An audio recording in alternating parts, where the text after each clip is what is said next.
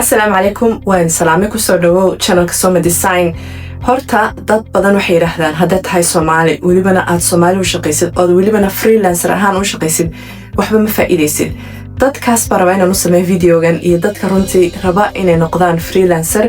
oon weligood helin dhiirigelin dhanka Soomaalida xitaa af Soomaaliga. Aniga hadda dhiirigelin badan waxaan ka helaa channelada kale adduunka afafka aan fahmayo sida Englishka ama wadankan jooga afkooda, laakiin af Soomaali qofku dhiirigelinaya business ahaan oo kuu sheegaya jabkiisa oo kuu sheegaya lacagtu soo sameeyay sanadkiisii ugu horeeyay waxaasoo dhan kula qaybsanaya. haddana hore u arkin haddaad arkaysaa, so please like, subscribe channelkayga sidiisaba. waxaan ugu talagalay entrepreneurska, waxaan ugu talagalay dadka freelancerka, dadka creativeka, marka na soo join garay subscribe. So haddana intaa kasii socdo, magacaygu waa Sabax, waxaan iska leeyahay shirkadda la yidhaahdo Soma Design Marketing. waxaan rabaa inaan idiin sheego sheeko yaroo motivationa oo ah sanadkaygii ugu horeeyay as a graphic designer. waxaan sameeyay horta sanadkii ugu horeeyay waxaan helay 10,000 ayaan shaqaystay. marka dad waxay odhanayaan 10,000 waxbana ma aha. dad waxay leeyihiin oh my god 10,000 ah. tan kalena ma aha inaan maaragtay idinla qaybsanayo sheekadan just maaragtay inaan number iska sheegay because waan ogahay as a Somali inuu qofku sheego lacagtu shaqaystay inayba tahay wax lala yaabo, because ma garanay wallahi lacagta halkaynu maba ka hadalno, waa taboo, qof walba wuu qarinayaa and wax raba inaan ka gudbo waxaas wax la qarinaya maanta oo dhan. marka ugu horeysa horta wajiyada la qariyaa waa la isqariyaa, maraba inaan soo bandhigo, maraba shaqadeeda inaan soo bandhigo, qof kale iga koobiyanaya faa'iida laga faa'iidaya. I don't know wallahi waxa saas naga dhigay, but anigu dadka saasaan ka arkay. sanadkaygii ugu horeeyay waxaan u baahnaa inaan samaysto portfolio, so waxaan sameynayay horta servicekaygu wuxuu ahaa branding iyo in yaroo web designer. web designka saas uma badnayn sanadkii koowaadaan bilaabay, marka waxaan rabay inaan u samro oon kow horta kan lugaha ku istaajiyo, because waxaan u kala qaybiyey companygayga as a different portions, maaragtay qaybaan u qaybiyey. waa qaybta brandingka, qaybta web designka iyo qaybta hadda marketingka aan ku daray sanadkii ugu dambeeyey, sanadka haddayna soo dhaafay 2025ka. so marka saa u kala qaybiyey sanadkayga ugu horeeyay waxaan rabay just inaan focus ka saaro branding, inaan dadka u sameeyo, aan ka samaysto portfolio fiican dhanka Soomaalida. so alxamdulillah markaan clientkayga koobaad sameeyey waxaan soo bandhigay social media inaan clientka shaqo u qabtay iyo shaqadaan u qabtay. so mar walbana waxaan sameynayay inaan price yar ku sameynay sanadkayga koobaad. adigana saasaan kugula talin lahaa sanadkaaga koobaad price yar oo maaragtay macquula ka bilow, hadhowna kor u qaad sida xirfadaada maaragtay iyo aqoontaadana kor u korto. price-kaagana runtii waa inuu ku salaysanaado maxaad u qaban kartaa qofkan, faa'iidadaad u keenaysid waa inuu ku salaysanaado. so sanadkayga koowaad markaasaa ku bilaabay markasta aan client u sameeyo waan soo bandhigaa, hey clientkana shaqadan u qabtay. alxamdulillah markaa taasi waxay keentay inaan sidaasi leeg client kale helo oo arkaya shaqada aan qabtay. clientka kale markaan helana isagaan u sameeya, saasun baan markasta ku sameynaya, isagaan u sameeya shaqadii, waan soo bandhigaa dadka social media shaqadan aan qabtay, clientkana u sameeyey, hadhowna another one baasaa ku helaa. reviewga weliba dadku iyagaa ii samayn jiray oo weliba iyagaa isku sheegi jiray. clientyo badan waxaan ku helay inuu hal client u sheego qof kale oo hadhow qofkaasina uu noqdo clientkayga, because wuxuu helay service fiican, wuxuu ku helay qiimo fiican. sidaa markaan ku waday sanadkaygii koobaad aan portfoliohayga ka dhistay oo maaragtay aan lugihii ku istaajiyey qaybta brandingka, processka dadku marayaan, sidaan ugu fududeeyo hawsha iyo faa'iidada dadkaan siinayo, unbaan hadhowna qiimahayga halkaa kor uga yara qaaday tartiib oo waxaad ku noolaan kartid aad ka dhigaysaa. so another thing aan raba inaad ka baratid aniga sanadkaygii koobaad as a graphic designer waxa weeyaan inaad samaysid packaging, inaad tiraahdid packageka halkan waxaad helaysaa brand design keliya, packagekan waxaad helaysaa brand design iyo web design, packagekan saddexaadna waxaad helaysaa marketing iyo web design iyo branding intaba. so saas markaan u kala sameeyo qofkii isagaa ku imanaya oo wuxuu doonayo kaa dalbanaya sida dukaan oo kale, basically wuxuu doonayo kaa dalbanaya, adiguna upfront waa ina u sheegtid qofka waxaad awoodidaad u samaynaysid, waxaad u deliver garaynaysid, asidiyadu helayo, faa'iidadu helayo. saas markaad qofka u samaysid isagaaba intuu qof kale uu garanayo ganacsada ah usoo sheegaya inaad adigu shaqadaa qabatid oo iyagaaba kuula imanaya. so saasaan kugula talin lahaa haddaad rabtid inaad bilowdid inaad shaqaysatid as a freelancer sanadkaaga koobaad weliba oo noqonaya sanad adag. laakiin sidan maalin dhaweyd social media post aan soo geliyey, markay tahay boring iyo markay adag tahay shaqada haddaad ka tagtid weligaa ma gaadhisid heerkaad doonaysid. so markay ugu adag tahay waa inaad just aad sii wadidoon hawsha. so waxaan bilaabay companygaygan Soma Design January 2023.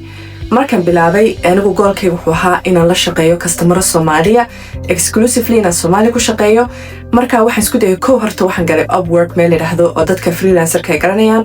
iyo waxaan galay meesha la yiraahdo Fiverr labada meelood markaan ka samaystay account waan arkay xoogaysa u shaqeynayso few weeks markaan ku jiray waxay ahayd inaan isaga baxo oo aan directionkayga bedelo because Upwork iyo Fiverr sad garanayso waxaad u baahan tahay review badan waxaana ka shaqeeya dad badan oo East Asia ka shaqeeya competitionka noocaas inaan galaba uma baahni because target audience-kayga markasta waxay ahaayeen Soomaalida soo halkaas xitaa maba imaadaan soo khalad bay ahayd bayna ku bilaabo halkaa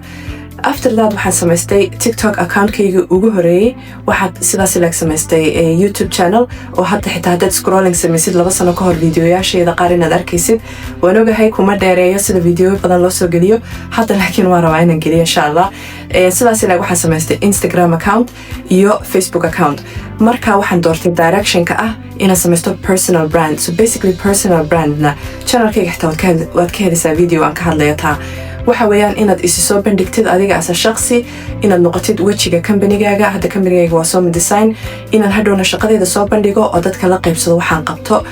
sidaasaan markaa personal brand isku day inaan ku samaysto so sanadkayga ugu horeysay markaan bilaabay waxaan bilaabay inaan iska sameeyo dhowr design just for fun dadka tuso maaragtay waxyaalaha samayn karo adigu few months adigu waxaan maleynayaa dhowr bilood markaan ku jiray social media aan wax soo bandhigay walibana xasuuso waxaan ka bilaabay zero account cidna may falogaraynaynin cidna imay aqoonin cidna may aaminsanin wax qaban karo laakiin markaan soo bandhigay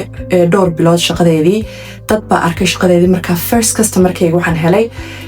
bilihii adigu bilowga afraad meelahaas bishii afraad meelahaas 2023 baan u maleynaya in ahayd afraad meelaha halka markaan ku helay first customer-kayga marka anigu waxaan jeclaan lahaa inaad ka faa'iidid aniga sanadkayga koobaad waxaan soo maray waxa weeyaan horta inaad samaysid packaging u samee client-kaaga oo u soo bandhig 3 package waxaad tidhaahdaa packagekan waxaan ku sameynayaa brand keliya packagekan malaha brand iyo website baan ku sameynayaa packageka saddexaadna waxaad u samayn kartaa 3 wax oo kale ama waxaad u samayn kartaa brand iyo website iyo marketing ama wax kaloo adiga xirfadaada ama editing oo kale ama videographer ama whatever businesskaagu yahay aad u samayn kartaa so horta packaging u samee markaad packaging samaysid waxaad samaysataa after that hab ay wadada ku soo marayaan so clientku markuu ku yimaado siduu kuugu soo gelayo iyo su'aalahaad weydiinaysid saad ku bilaabaysid hawsha saad maaragtay clientka u sheegaysid what to expectationkiisii oo dhan inaad hormarisid aad hal mar xagga hore ka siisid maaragtay after thatna markuu clientka aad u dhamaysid shaqada sideebada shaqadiina ku gabagabaynaysaan sideebada wada xidhiidhkiina wada shaqayntiina ku gabagabaynaysaan si fiican isagoo xabiyo qofkiina inaad on your way tirahdid then go off to the world because qofka ku imanaya ama qofka ii imanaya aniga asa brand designer waxa weeyaan qof hami leh qof ganacsi leh qof kala habeynaya iyo marka uma baahna adiga iyo mashquulka wuxuu u baahan yahay process fudud wadadu marayo adoo sheegay sidoo wadada loo marayo adoo sheegay wax kasta qofka la qaybsaday oo step by step xitaa stebyada ay hawsha maraysana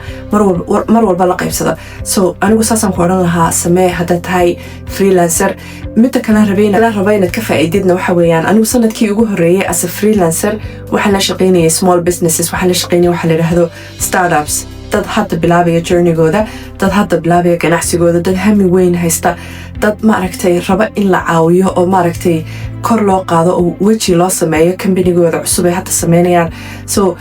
even energy baad ka helaysaa inspirationkooda hamigooda sida u shaqaynayaan sida fiican u shaqaynayaan waxaad ka helaysaaba inspiration xitaa marka dadkaasana shaqaynay sanadkii ugu horeeyay runtii haddaad rabtid inaad Somali clients la shaqaysid waa macquul isku day inaad u samaysid wixii si professional ah isku day dadka inaad wado fiican inaad marisid businesskaaga processkaaga so basically ka soo qaad qofkii xitaa adigoo online shaqadii ugu qabanaya wuxuu soo galayba dukaankaaga oo kale ka shaqee dukaankaaga markuu albaabka ka soo galo qofkii inaad soo dhawaysid inaad qofkii u sheegtid step by step waxa dhacaya inaad u sheegtid wuxuu sugi karo waxa uu imanaya iyo wuxuu faa'iidi doono at the end of dukaankaaga markuu ka baxo so wadada haddaad qofka marisid isaga u sheegayo qof kale oo saasaad ku helaysaa qof kale sanadkayga koobaad horta wuxuu ahaa dadku iyagoo isku sheegaya serviceka fiican ay heleen shaqada fiican ay heleen oo assetka fiican ay meesha ka faa'iideen hadhowna ii keenaya client kale oo clientka hadhow shaqo kale u qabanayo marka serviceku waa muhiim as a freelancer as a any business aad leedahay serviceku waa muhiim waana midaan had iyo jeer u fiirsaday inaan malaha yaraysano haddaynu nahay dad Soomaaliya soo sanadkaygii koobaad halkaas intaa keliya baan ka gaaray inaan xitaa 10,000 ku sameeyo sanad keliya inkastoo runtii haddaan 10,000 xitaa kusoo yara noqdo ma badna haddii loo eegiyo sanad laakiin haddii loo eegiyo sanadkaygii ugu horeeyay graphic designer maaragtay aan sameynay welibana freelancer ahaan welibana businesskayga aan isku dayana lugaha ku istaajiyo waxay u tahay runtii achievement aad u weyn marka waxaan idinla qaybsanayeen wallahi waxa weeyaan keliya waxaan doonayaa motivation inaan idinka siiyo inay macquul tahay because aan hadalkayga ku bilaabayba waxa weeyaan freelancernimo waxba lagama faa'iido waliba Soomaali hadda u shaqaynaysid waxba kama faa'iidaysid Soomaali baa tahay waxba kama faa'iidaysid wallahi just being Somali wax badan ma ka faa'iiday dadkaygana u faa'iideeyay adiguna waad sameyn kartaa so motivation ka barabeynayda la qaybsado like please iso share comment ka adigu ma tahay freelancer ganacsi ma leedahay sanadkayga koobaad maxaad sameysay ka baqaneen waan ogahay meeshan in Soomaaliya lacag ay aad u kala baqdaan marka nala qaybso wixii aad rabtiin nala qaybsatid comment iyo see you in the next video inshallah